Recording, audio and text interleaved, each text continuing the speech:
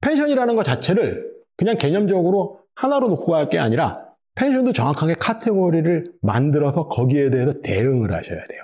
이 얘기는 뭐냐면 우리가 입장을 조금 바꿔갖고 여기 계시는 모든 참석하신 분들이 내가 음식점을 하겠다라고 생각하신 분들이라고 생각을 해볼게요. 그러면 음식을 한다 그러면은 업종이라는 게 나와야 될 거 아니에요. 예를 들면 김밥 천국식으로 김밥도 팔고 돈가스도 팔고 냉면도 팔고 하는 집은 그건 일반적으로 생각하면 제대로 된 전문점이라고 표현을 못 하겠죠. 펜션도 마찬가지예요. 그러면 우리한테는 네 가지 선택할 수 있는 선택지가 있어요. 커플을 할 거냐, 가족을 할 거냐, 애견을 할 거냐, 키즈를 할 거냐. 이 얘기는 뭐냐 그러면 제가 그래서 음식에 비유를 한 건데 양식을 할 건지 중식을 할 건지 한식을 할 건지 이 차이인 거예요. 이게 왜 중요하냐 그러면 이게 정해져야 나머지 모든 일이 이거에 맞게 맥락에 맞게 흘러갈 수가 있는 거예요. 그런데 안타깝게도 저는 정의를 커플이 있고 가족이 있다라고 정의를 하는데 실제로 누가 봐도 여기는 커플이다라고 얘기할 수 있는 펜션이 대한민국에 몇 개나 되느냐? 몇 프로 안 돼요. 왜 안 되냐 그러면 짓는 단계에서 설계사하고 얘기할 때 이거에 대한 개념을 놓고 한 게 아니라 이 건물의 건폐율과 용적률을 따져갖고 그림을 짜다 보니까 어떤 때는 방이 커지는 경우도 있고 작아지는 경우도 있고 하니까 이게 거의 없어요. 그런데 최근 몇 년 전부터는 이게 조금씩 정립이 돼서 이렇게 운영을 하시는 분들이 계세요. 요거에 포인트를 둬서. 그러다 보니까 제가 말씀드리는 건 커플 펜션이라 그래갖고 다 2인실만 있는 거는 아니에요. 저는 커플 펜션도 4인실도 만들어요. 근데 성격이 틀린 거죠. 무슨 성격이 틀리냐? 커플 두 팀이 와갖고 방을 하나를 예약하는 경우도 있거든요. 이건 가족실 4인실하고는 개념이 틀린 거예요. 이 방향이 나와야 된다는 게 뭐냐 그러면 이게 나와야 그때부터 설계의 방향, 객실의 숫자는 몇 개, 수요가 어느 정도 될 거니까 흡수는 어떻게 할 건지에 대한 모든 개념이 쓴다니까요. 자, 그랬을 때 핵심 키워드는 뭐냐? 요거를 설명을 드릴게요. 그런데 요즘에 제가 쭉 창업 대행을 하다 보면은 제일 좋은 건 뭐냐 그러면 전국에 있는 4만 개라는 건 그냥 물리적인 숫자에 불과하고 거의 90%는 커플하고 가족이에요. 그런데 키즈하고 애견은 숫자가 얼마나 되느냐? 전국을 통틀어서 5% 정도밖에 안 돼요. 저는 키즈하고 애견 펜션 같은 경우에는 제가 의뢰를 받게 되면 시장조사를 전국 단위로 시장조사를 해요. 왜 전국 단위로 시장조사를 할 수 있냐 그러면은 2년 전 기준으로 애견 펜션은 전국에 왜 우리 애견 펜션 이러면 처음부터 애견으로 만든 데들 말고 그냥 기존에 운영하다가 강아지 데리고 와도 돼요라고 돼 있는 애견 동반 펜션까지 합쳐갖고 전국에 있는 네이버에서 검색할 수 있는 모든 펜션 홈페이지를 찾아보면 한 900개 돼요. 그 중에서 그냥 애완견 커뮤니티에서 거기는 애견 전문이야라고 얘기하는 데가 200개가 안 돼요. 그러니까 무슨 얘기냐면 애견하고 키즈는 아직 수요 대비 공급이 절대적으로 적은 거죠. 그러니까 유리하다라는 거예요. 반대로 커플하고 가족은 많기는 너무 많은데도 근데 반대로 그건 있죠. 이건 약간 전문성도 필요하고 수요층 자체가 좁은 데에 비해서 이건 소유층은 굉장히 폭넓죠. 그러니까 이건 장단점은 찾아보셔야 되는데 한 가지 제가 말씀드리는 건 제가 애견하고 키즈는 누군가가 저한테 내방을 해서 저한테 상담을 받으실 때 인터뷰를 해보고 이분은 강아지를 키워보신 경험이 없고 아기를 키운 경험이 너무 오래되셨던가 하면 제가 이거 하지 말라고 말씀드려요. 이걸 알아야 돌아가요. 이 얘기는 뭐냐 하면 내가 장사가 잘 된다고 나는 횟집을 해요. 근데 우리 횟집 가보면 애기들 메뉴라고 돈가스 가끔씩 팔잖아요. 그거는 특허 한정이에요. 근데 희한하게 장사하는 집들이 있어요. 분명히 중국집이어야 되는데 거기서 느닷없이 초밥을 판다든지 하는 집들도 왕왕 생기거든요. 이게 문화가 틀리면 안 된다라는 얘기를 설명을 드리기 때문에 이건 대단히 전문성이 좀 필요한 영역이기는 해요. 장점도 물론 있지만은요. 자, 그러면 지금부터는 여러분들이 아셔야 되는 거에 대한 걸 제가 핵심 키워드 삼아서만 설명을 드릴게요. 커플 펜션은 예약하는 동인이 뭐냐 그러면 여러 가지 방향으로 분석할 수 있는데 사실은 과시욕이 좀 커요. 2010년 고 인접 무렵에 전국의 커플 펜션이 우후죽순 늘어났었어요. 왜 늘어났냐 그러면 그때 말했던 커플은 타겟이 19살에서 머시막 군대 가기 전까지의 그 대학생 커플들이 제일 많았었어요. 왜? 연애해보신 기억들이 오래되신 분들은 모르겠는데 우리 대학 다닐 때는 연애할 때는 강이고 뭐고 간에 여자친구하고 마음 맞으면 놀러 가잖아요. 근데 그때 왜 펜션이 인기가 많았었냐 그러면 내가 만약에 이제 대학교 막 들어간 대학교 1학년짜리 여대생이에요. 엄마 나 친구하고 놀러 갈 건데요. 어디 가려고? 어디 갈 건데요? 어디서 잘 건데요? 모텔은 등짝 맞아요. 못 가게 하거든요. 근데 그 무렵만 해도 엄마 저 친구들하고 펜션 놀러 갔다 올게요. 여러분. 엄마들이 펜션이 뭔지를 모르니까 그게 뭔데? 여러분. 아니 펜션이라고 있어요 요즘에. 그래서 인기가 되게 많았거든요. 그때는 무슨 일이 벌어졌었냐 그러면 자가용을 타고 다니는 애들도 많이 없었던 시절이었어요. 대학생들 중에. 그러니까 경준이 지금도 가평 쪽 넘어가다 보면 대성리 가면 큰 마트들 보면 픽업 서비스 해주는 데들이 되게 많았어요. 요즘 펜션에서 없어진 가장 대표적인 서비스 중에 하나가 픽업이었어요. 한 6, 7년 전까지만 해도 픽업 서비스를 다 해줬었거든요. 그 얘기는 뭐냐면 터미널이나 열차역에. 그러면 예전에 제가 펜션 많은 동네에서 일을 해보면 어떤 게 있냐 그러면 일요일 날 아침 돼 보면은 화장 촌스럽게 하고 여자애가 스커트 입고 이러고 핸드 캐리어 끌고 집에 가요. 왜? 그 전날 다 놀러 왔던 애들이거든요. 꼬맹이들 둘이. 그때는 이게 장사가 잘 됐어요. 그러니까 이때는 방이 넓을 필요도 없었어요. 그냥 알록달록 예쁘게 꾸며갖고 그냥 방 좀 예쁘게 꾸며갖고 공주방처럼 꾸며갖고 러브 예쁜 거 하나 꾸며놓고 실커튼만 달아놔도 다들 예약이 꽉꽉 찼었어요. 저는 제가 제일 싫어하는 게 실커튼이에요. 아니 왜 그걸 그렇게 꼬아놔갖고 허구나 도끼비 뒤에 꽂고 빗어야 되거든요. 실커튼 풀어내려고 그러면.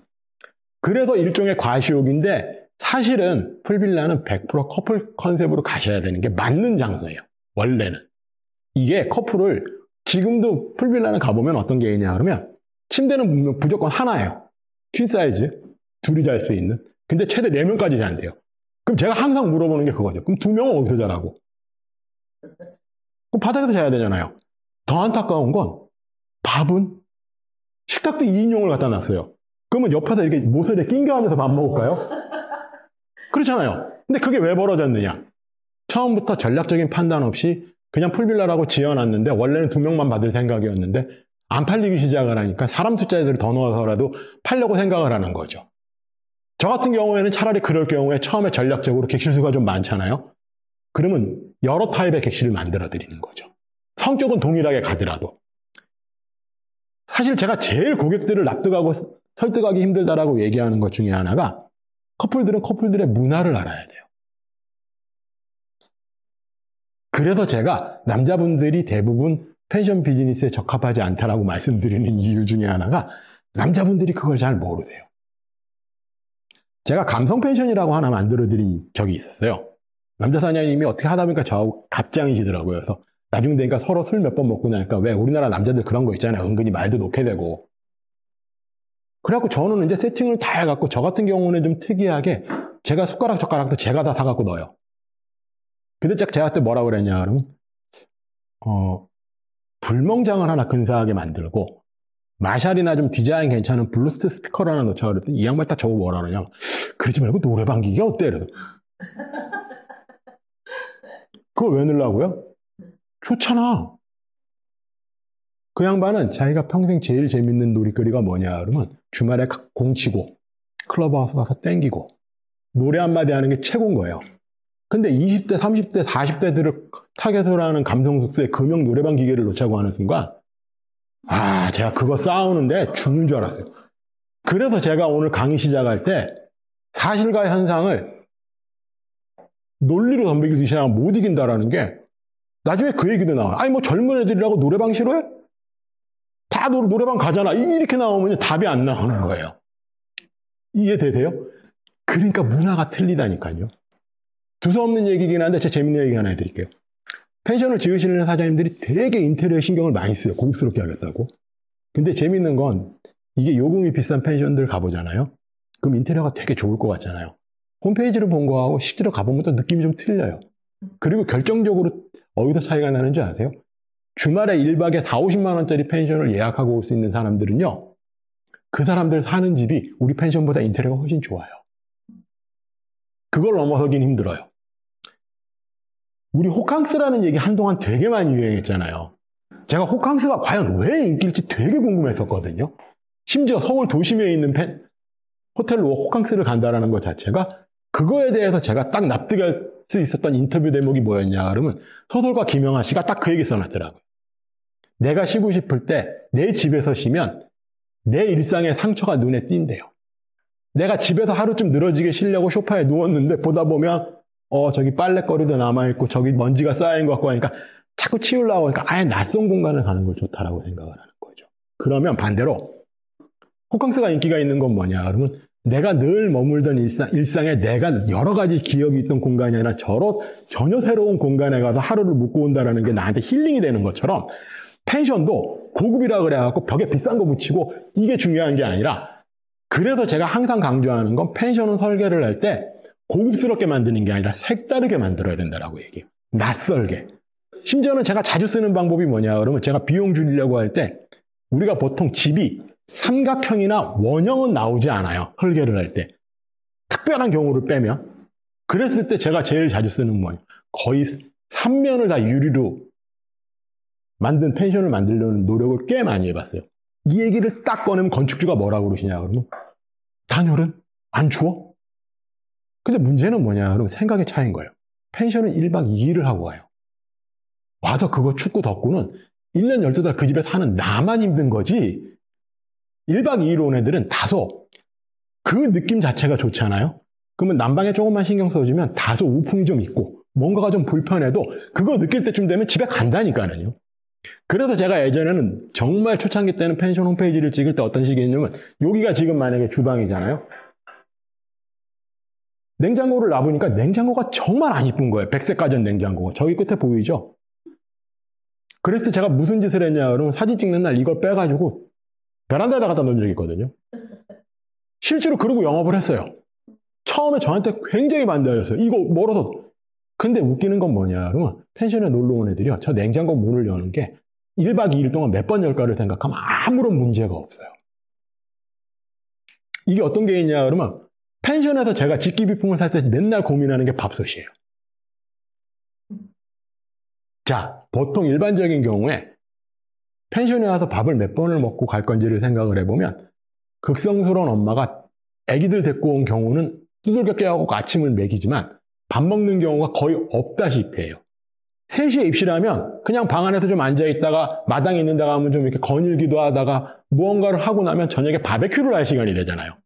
그럼 바베큐를 하기 전에 누가 쌀 씻어갖고 밥 안 쳐갖고 밥하는 사람이 없어요. 그냥 햇반이나 돌리고 말죠. 그럼 특히나 커플 펜션은 뭐가 있냐면 다음 주에 11시에 퇴실이잖아요.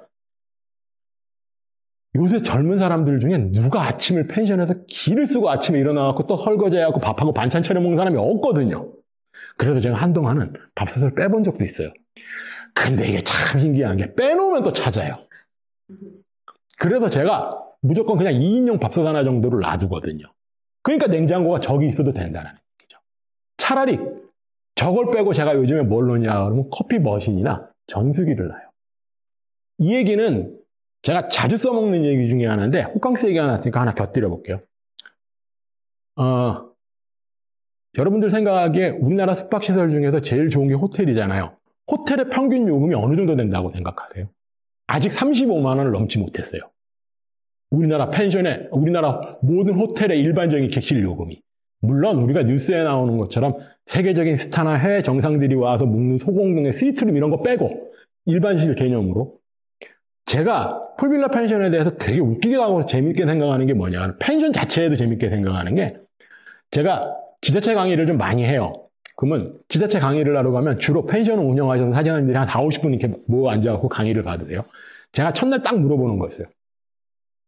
혹시 여기 계신 사장님 중에 객실의 냉장고에 생수 있으신 분 손 들어보세요. 그러면 한 명도 손 안 들어요. 고급 펜션 말고 일반 펜션 가보신 분들 아시겠지만 물이 없어요. 객실에? 그럼 제가 설명을 드리죠. 얼마 받으세요? 물어보면 아무리 오래된 펜션도 평일날 최하 7, 8만 원 이상은 받으려고 드세요. 근데 재밌는 건 뭐냐면 7, 8만 원을 주고 그 동네에 있는 모텔을 가보잖아요. 4만 원만 줘도요. 호텔, 요즘에는 모텔 가보신 분들은 아시면 모텔 카운터 앞에 토스트니 뭐니 먹거리 이만큼 있죠. 방에 들어가 보면 생수는 아무리 싸고 그래도 생수하고 초록 매실 정도는 들어있어요. 커피도 하나 있고 아무런 서비스를 안 하면서 생수 한 병은 안 놔둬요. 근데 그분들 표정에서 딱 뭐가 나오냐 그럼 우린 펜션인데요. 이게 예전부터 이게 펜션의 원형이 민박이었거든요. 저도 80년대 학번이긴 하지만 저희 대학 다닐 때 대천이 이런 데 놀러 가면 진짜 민박은 그냥 남의 집 시골집 텐마루 열고 방 하나 빌려갖고 들어가면 먹을 거 다 사갖고 들어가는 거고 아니면 그냥 주인 할머니한테 얘기하면 물도 한 병 갖다 주고 연병 한 대로 갖다 주고 하는데 그런 개념이 없다 보니까 펜션들은 그렇게 영업을 해온 거예요. 그럼 제 얘기는 불황이다 뭐다 얘기를 하는데 무슨 차이가 있냐 이거죠. 반대로 얘기하면 이름이 바뀌긴 했는데 워커힐 호텔이 우리나라에서 그래도 손에 꼽잖아요. 그전엔 W였고 이번에 뭐 바스탄가로 오늘 바뀌었던데 제가 분야가 틀려갖고 근데 거기에 1박 2일 호텔 패키지가 얼마냐 그러면 25만 원 주면 워커힐 호텔에 있는 모든 부대지들 다 공짜로 쓰고요. 와인 주고요. 가면 그 다음날 아침에 뷔페까지 먹을 수 있어요. 25만 원에. 그럼 25만 원을 받는 펜션을 가보면 25만 원 안에 수영장 없는 풀빌라 아닌 데들도 25만 원짜리들 많아요. 가보면 뭐 아무것도 없어요. 생수 한 병도 없어요. 그래서 차라리 저는 요즘에 짤 때 인테리어에 투자를 하는 것보다는 저런 커피 머신이라도 하나 갖다 놓고 해야 된다는 게 중요한 거죠. 빨리 설명하고 다른 얘기 할게요. 그래서 커플들은 대부분 다 과시욕에 기반을 하는데 그에 반해서 가족 펜션은 나름 요새 바뀐 게 뭐냐 그럼 휴양 목적이 많아졌어요. 관광보다는. 이 얘기는 뭐냐 하면 이제는 아까 말씀드린 거하고 같은 맥락인 거예요. 그 지역에 가서 그 펜션을 예약을 하는 게 아니라 소문나고 인기 많다라고 하는데 갈만하다라고 이름난 펜션이 있기 때문에 거기가 행선지로 정해지는 거예요. 그래서 심지어는 뭐가 있냐면 저희는 대학교 다닐 때 놀러 가려고 그러면 일단 지도를 사갖고 친구들끼리 하고 대합실에서 의논을 해봤거든요. 여기 가면. 요즘에는 그런 게 있어요. 경주에 가보신 분들은 아시겠지만 간포하고 경주 보문단지하고 요즘에 터널 뚫리기 전에는 그게 1시간 20분 걸렸었어요. 그런데도 간포에 있는 펜션도 경주 펜션이라고 광고를 냈고 주변 관광지에다가 보문단지를 넣었었어요.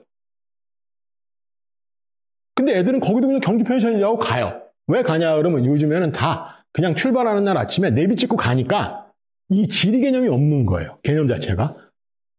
근데 반대로 요즘에 인기 많은 펜션들이라는 게 뭐냐 그러면 나름대로 가족 펜션도 그런 특징이 좀 있는 거죠. 그래서 비교를 하면 커플 펜션은 나름 굉장히 프라이버시가 잘 지켜져야 돼요.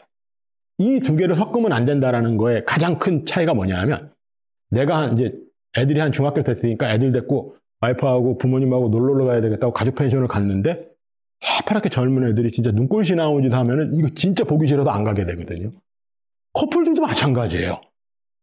이게 요즘에는 세대가 많이 바뀌어갖고 이제 40대들은요. 저도 지금 이제 50대 후반이지만 옛날하고 틀려요. 감성 자체가. 그럼 나는 그냥 와이프가 됐던 뭐 내연이 됐던 그냥 가갖고 좀 오붓하게 놀고 싶은데 아버지 삼촌 같은 사람들하고 섞어서 노는 건 싫어하거든요. 그러니까 이 경계를 갈라줘야 된다는 게 그 차이가 있어요. 그 다음에 애견 펜션은 뭐냐? 그럼 100% 인증 욕구 때문에 가요. 애견 펜션은 강아지들을 사랑하는 사람들이 가는 게 아니에요. 강아지를 샤넬백처럼 들고 다니는 애들이 주로 가요. 이건 사실이에요. 제가 담양의 그 광주 전남 지역에서 제일 유명한 애견 펜션을 제가 만들었는데 그 인근에 애견 펜션 하나 더 만들었다가 지금 박살난 집이 있어요. 왜 박살났냐 그러면 입시라는 견종 부분을 안 둬갖고 큰 개가 작은 개를 물어 죽인 거예요. 근데 그런 일이 한번 벌어지면 애견 펜션은 회복이 안 돼요. 근데 제가 왜 이거를 샤넬백 들고 다니는 애들이라고 얘기를 하냐 그러면 애완견을 정말로 샤넬백처럼 들고 다니는 애들이 애완견 분양 비용이 요새 어느 정도 되는지 말씀드리면 놀라시는 분들 많으세요. 인기 견종들 같은 경우에는 새끼를 분양받을 때 한 2천만 원씩 받는 데들도 있어요. 몇백은 싸요 요즘에. 그럼 얘들이 그 강아지를 요만한, 그리고 우리나라는 참 잘못된 애견 문화 중에 하나가 작은 거 위주로 키우거든요. 그러니까 반대예요. 애완견 동호회에서는 작은 게 벼슬인 거예요. 사실은 생물학적으로 보면 그런 애들이 다 열성한 종자들임에도 불구하고 작은 게 자랑이고, 그러니까 얘들은 그런 강아지들을 몇백을 분양을 받아갖고, 저 아는 애 중에는요, 실제로 남양주에 아버지 좀 잘 살아요. 그래서 아파트를 전세를 하나 얻어갖고 개만 키우는 애가 있어요. 40대 후반인데. 아파트를 따로 얻은 이유가 뭐냐 그러면 아파트 바닥이 우리 강아지 미끄럽다고 아파트를 새로 하나 전세를 얻어갖고 온 바닥에다가 강아지용 미끄럽지 않은 매트 깔고 사는 애가 하나 있어요. 그런 애들이 보통 강아지 미용을 하러 가면 얼마를 쓰느냐. 여기 요새 미장원 다녀오신 사모님들은 아시겠지만 요새 미장원도 꽤나 비싸잖아요. 강아지 미용하는데 비싼 데들이 하루에 얼마 쓰느냐. 한 마리당 거의 한 50만 원 써요. 어떤 데들이 그러냐 그러면 간판도 없는 개인 샵들이 있어요. 연예인들이 키우는 강아지만 받아갖고 이 머리 잘라주는. 제가 이걸 왜 잘하냐면 저희 집 강아지가 거길 다니거든요. 돌아버리겠어요. 근데 저희 강아지는 좀 비교적 싸게 깎아요. 얘가 고견정 중에서는 좀 유명한 애라 그래갖고. 근데 왜 50만 원을 쓰게 되냐 그러면 그런 유명 샵들은요 미용비만 내고 미용 못해요. 샵에 가면 옷이니 액세서리니 팔거든요. 그걸 좀 사줘야 돼요. 그래야 예약도 잡히고 그런 게 좀 있어요. 그러니까 얘들이 가기 위해서는 애견 펜션은 그래서 100% 인증 욕구예요. 그래서 애견 펜션은 제가 만들어 보면 특징이 뭐냐 그러면 광고 안 해도 제가 보통 제 여동생이 그렇게 개에 미쳐갖고 사는 지가 좀 꽤 되노니까 제가 애견 펜션을 쫙 만들어 놓고 난 다음에 애들 체험단이라고 인스타그램에 팔로워 수 좀 많은 애들을 한 대여섯 팀을 불러갖고 쫙 재워요. 그리고 애들이 거기 너무 좋아 이러잖아요. 그러면 일주일 만에 다 차요. 풀로. 근데 문제는 뭐냐 그러면 이 인증 욕구가 있기 때문에 이 강력한 커뮤니티를 바탕으로 해서 잘만 지으면 운영하기 좋은데 한 가지가 뭐가 문제냐 그러면 아까 같은 일들이 벌어졌을 때 큰 개가 작은 개를 문다든지 아니면 또 뭐가 있냐 그러면 이것도 설왕설래가 되게 많은데요. 애견 펜션 만들자 그러면 인조잔디 까신다는 분들도 꽤 있으세요. 근데 진짜 강아지 좋아하는 애들 인조잔디를 안 써요. 강아지들 발 따갑다고. 그래서 보통 천연잔디를 까는데 천연잔디를 깔면 또 진드기 이런 것도 얘기 나오면 또 작살이에요. 그러니까 그런 좀 난제가 있고 세부적인 얘기는 또 해드릴게요. 키즈는 뭐냐? 한마디로 딱 제가 정의하면 엄마의 해방감과 아빠의 의무감이에요. 아까 말씀드린 것처럼 키즈 펜션은 내가 모임을 하거나 육아에 지친 엄마들이 쉬기 위해서 가는 거지 애기들을 가서 재밌게 놀려주기 위해서 가는 데는 아니에요. 물론 그 목적도 필요해요. 근데 그 목적의 우선순위는 뭐냐 하면 애들이 최대한 짧은 시간에 빨리 지칠 수 있는 놀이기구를 집어넣어야 되다 보니까 그래서 왔다가 수영장인 거예요. 그래서 놀고 난 다음에 애들이 빨리 뻗어야 그때부터 엄마들이 뭐 맥주라도 한잔하고 얘기라도 할 수 있는 시간이 나오거든요. 근데 왜 아빠들의 의무감이라고 그러냐 그러면 그래서 키즈 펜션은 가면 내 가족이 가잖아요. 그러면 엄마를 중심으로 내 동창들이나 아니면 우리 친언니, 셋째 언니, 내 여동생 이렇게 조가 짜지지 남자를 중심으로 우리 회사 김대리네, 박과장네 이렇게는 안 가요. 이해하시죠 여자분들은? 요새 부부동반 모임도 안 하는데 펜션을 올라가는데 신랑 친구들하고 같이 그건 절대 있을 수 없는 일이에요. 그래서 이 의무감이라는 건 뭐냐 그러면 제가 아까 말씀드린 것처럼 100만 원이 넘는 비용을 내고도 평일날 예약을 하는 이유는 뭐냐 하면 와이프한테 잘 보이려고 그러면 아빠는 빨리빨리 주저없이 지갑을 열어야 되는 거예요. 그리고 이 공통점은 이 네 가지의 핵심은 여러분들이 반드시 알아야 되는 건 어떤 결정을 할 때 어떤 게 좋을지를 물어볼 때 판단이 안 서면 제일 먼저 의견을 구해야 될 사람은 첫 번째 와이프. 미혼이신 분들은 여자친구. 그리고 나이 많으신 분들은 딸내미. 딸내미도 없으면 조카. 여자애들. 얘들한테 물어봐야 그게 정답이에요. 제가 항상 얘기하지만 남자들은요. 커플을 가든 가족을 가든 애견을 가든 키즈를 가든 딱 필요한 건 두 가지밖에 없어요. 첫 번째, 수건 많이 주고 수압 세고 혹시 담배도 좀 피울 수 있으면 좋은데 그런 펜션은 없으니까 그게 다예요.